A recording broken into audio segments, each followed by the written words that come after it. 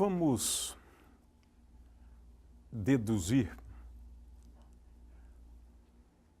uma equação, conhecida como equação de Bernoulli, num caso bem simples, e a gente não vai, nesse momento, analisar o caso geral. O caso geral é mais trabalhoso do ponto de vista formal e, quando a gente estuda o caso geral, a gente entende sob que circunstâncias, por exemplo, o que a gente vai deduzir aqui é válido. Então, nós vamos deduzir aqui uma equação de Bernoulli, mas a equação geral, muito formal, vai ser deduzida depois, no próximo bloco. Ora, o que nós temos nessa figura aqui? Porque tudo depende de entender, em primeiro lugar, essa figura, né? Ora, nessa figura, a gente considera o que acontece com um fluido quando a gente analisa um intervalo de tempo, ΔT. Então, durante um intervalo de tempo, ΔT, uma parte do fluido se desloca e esse deslocamento aqui do fluido, ΔX1, que estamos chamando esse deslocamento de ΔX, claro que estamos considerando o eixo X aqui, e aqui na vertical o eixo Z, de forma que durante um intervalo de tempo o fluido se desloca por uma distância ΔX, e que estamos chamando de 1, que é igual à velocidade do fluido vezes ΔT. Ora, se eu multiplicar essa distância deslocada pela área da seção transversal, aqui estou chamando de A1, essa seção transversal, isso me dá um volume, de forma que eu vou considerar este volume aqui. E vou considerar agora a massa contida neste volume. Vamos chamar esta massa de ΔM, né? De ΔM, de forma que ΔM é igual a ρ, né? A ρ vezes V, né? Ora, V aqui no caso é igual a A1 vezes ΔX1. Então eu vou considerar, né, o deslocamento de uma massa ΔM, né, onde ΔM é igual a ρ, e ρ nós vamos admitir que é constante ao longo do fluido. Ora, como resultado do deslocamento desta massa, uma outra porção do fluido que vamos considerar de mesma massa se desloca. Agora, essa porção nós vamos também imaginar como tendo a mesma massa. Ela é dada por ρ vezes A2, veja que estamos considerando aqui esta área desse pequeno cilindro como sendo a área A2, né? ρ vezes A2 vezes ΔX2, né? Portanto, ΔM é a mesma quantidade do fluido, então estou considerando um elemento de massa ΔM do fluido, né? Muito bem, então nós definimos aqui as principais grandezas, né, em relação ao volume, à densidade e à massa do fluido. Ora, o fluido se desloca sob a ação de forças. Temos que levar em conta aqui a força gravitacional, né? De forma que a força gravitacional, quando eu oriento o eixo para cima, a força gravitacional, né, agindo sobre uma porção do fluido de massa ΔM, essa força gravitacional é igual a ΔM vezes G, agora vou colocar aqui o sinal menos, vezes K. Vezes K. Quando orientamos o eixo para cima, então a energia potencial associada à força gravitacional, de acordo com o que temos aqui, é igual a ΔM vezes G vezes Z. Vezes Z. Portanto, a energia potencial gravitacional desta parte do fluido, por exemplo, né, ou se quiser, U1, né, associado a Z1, né, é igual a ΔM vezes G vezes Z1. Claro que, quando eu considero esse elemento de massa nessa posição aqui, eu tenho uma energia potencial dada por ΔM vezes G vezes Z2. Ora, eu considerei aqui só a força gravitacional. De qualquer maneira, quero lembrar um resultado, né, que é bem conhecido, que o trabalho realizado pela soma das forças agindo sobre um corpo, e vamos colocar aqui isso sob a forma de uma soma, né, de uma soma de forças. Então, no caso, tenho a força gravitacional, né, mas agora a força que resulta das diferenças de pressão. Vamos chamar essa força de Fp, né? Escalar agora, nós temos que, na realidade, fazer uma integral, né? Então, eu tenho aqui a soma das forças e eu tenho que considerar a integral dessa soma das forças, escalar dr, né? É assim.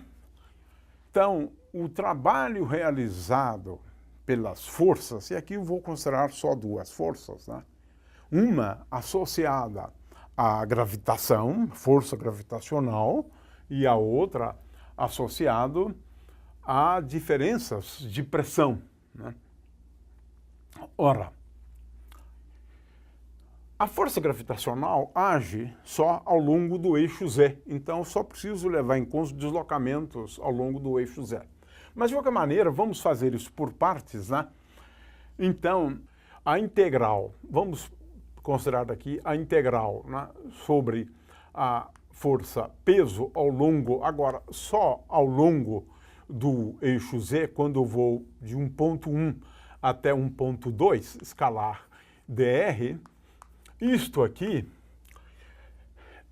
é igual à energia potencial gravitacional calculada, né, no ponto 2, né, já que eu estou indo de 1 até 2, no ponto 2, né, menos a energia potencial calculada no ponto 1. Né. Muito bem. E depois eu tenho que calcular agora também o trabalho realizado, né, pela força associada à pressão. Mas nós sabemos que esse trabalho ele é igual a massa, né, a massa vezes, no caso, ΔM, vezes a diferença de velocidade no ponto 2 ao quadrado menos a velocidade no ponto 1 ao quadrado. De forma que o que eu tenho aqui é o nosso teorema, onde o trabalho realizado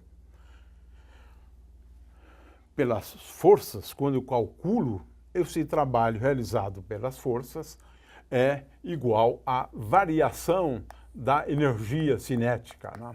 Esse é o resultado bastante geral. Ou seja, a variação de energia cinética é igual a ΔM, a massa sobre 2 vezes V2 ao quadrado sobre 2. Então, o que nós devemos agora fazer, né, é calcular, né, esses dois termos aqui, né? Ora, na realidade, uma outra forma, né, da gente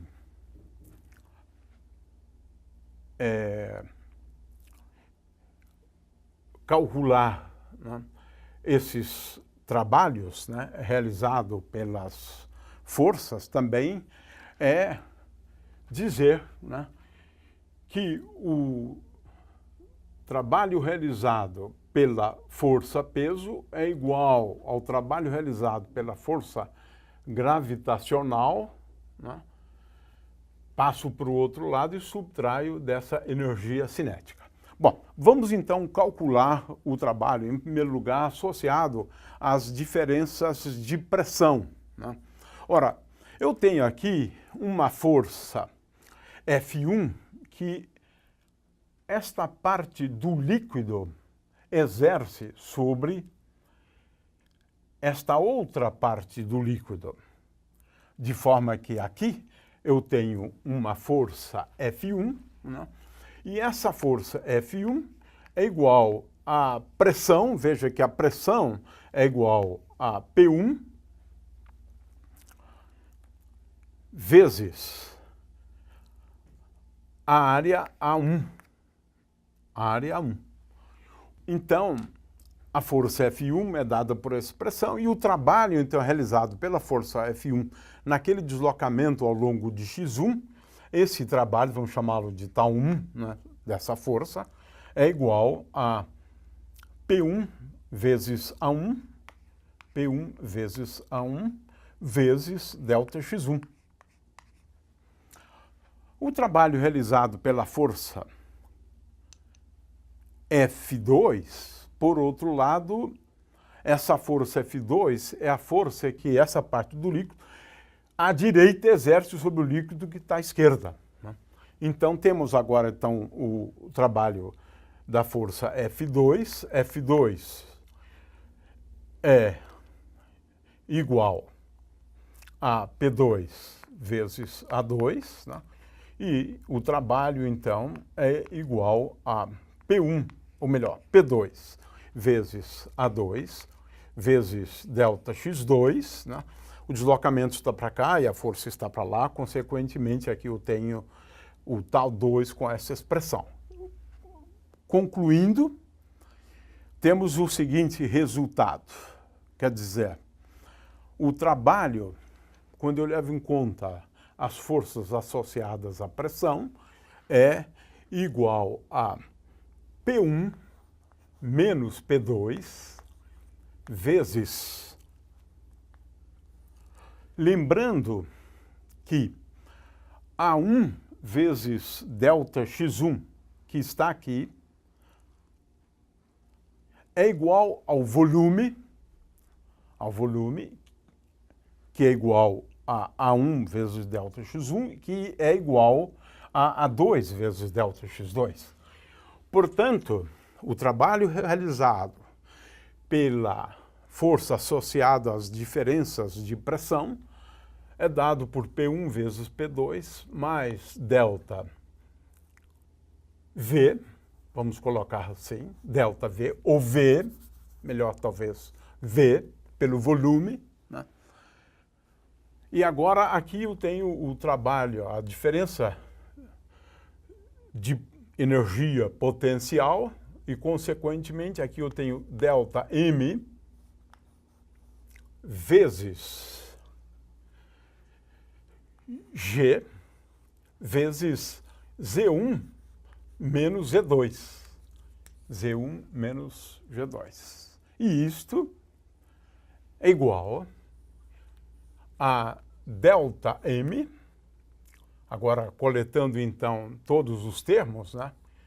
Delta M vezes, dividido por 2, vezes V1, ou melhor, V2 ao quadrado, menos V1 ao quadrado, menos V1 ao quadrado. Ora, qual é a conclusão a qual a gente chega? Se eu dividir tudo por delta M, V sobre delta M é igual a 1 sobre ρ. Portanto, eu tenho P1 menos P2, né? Vezes 1 sobre ρ. Podemos considerar mais este termo, mais G vezes Z1 menos Z2. Isto é igual a meio de V2 ao quadrado menos V1 ao quadrado. Ora, vamos agora fazer o seguinte. Tudo que tem índice 2, nós vamos passar para o outro lado. E o que tem índice 1, nós vamos passar para o outro lado. Vamos manter o que tem índice 1 aqui e o que tem índice 2 do outro lado. Então, o que é que eu tenho? P1 sobre ρ, é a primeira expressão, mais G vezes Z1.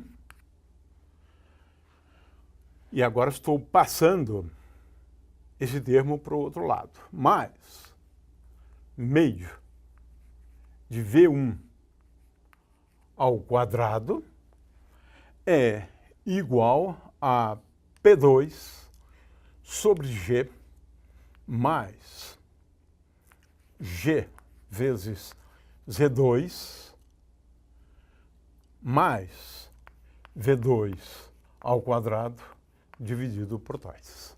E esse é o resultado ao qual nós gostaríamos de chegar e chegamos, né? Eu não especifiquei que pontos são esses. 1 e 2 podem ser quaisquer. Consequentemente, se eu pegar um ponto qualquer de coordenada z e aquele ponto com velocidade v e estando a uma pressão P naquele ponto, então nós concluímos que podemos escrever essa equação da seguinte forma, e essa é a equação de Bernoulli. P num fluido, P sobre ρ, mais G vezes Z, mais V ao quadrado sobre 2 é igual a uma constante. É uma constante de movimento, independentemente do ponto, né? A gente vai deduzir uma expressão um pouco mais geral do que essa, onde a gente pode considerar um potencial mais geral do que esse potencial do tipo potencial gravitacional. Mas isso a gente deixa, então, para discutir no próximo bloco, onde a gente vai deduzir, né, a equação da continuidade, mas de uma maneira muito mais geral, né, bastante geral na realidade. Então, esta aqui é a equação de Bernoulli, num ponto qualquer, no qual a pressão é P, a densidade é ρ, então P sobre ρ mais G vezes Z, mais V ao quadrado sobre 2, V é a velocidade naquele ponto, Z é a coordenada Z daquele ponto. Para qualquer ponto vale isto, essa constante, é claro. Bastaria que eu considerasse um ponto e calculasse naquele ponto essa constante. Se eu calcular essa constante num ponto, essa relação aqui vale para qualquer ponto. E essa aqui é a equação de Bernoulli, numa demonstração bem simples, na verdade, como fizemos, né?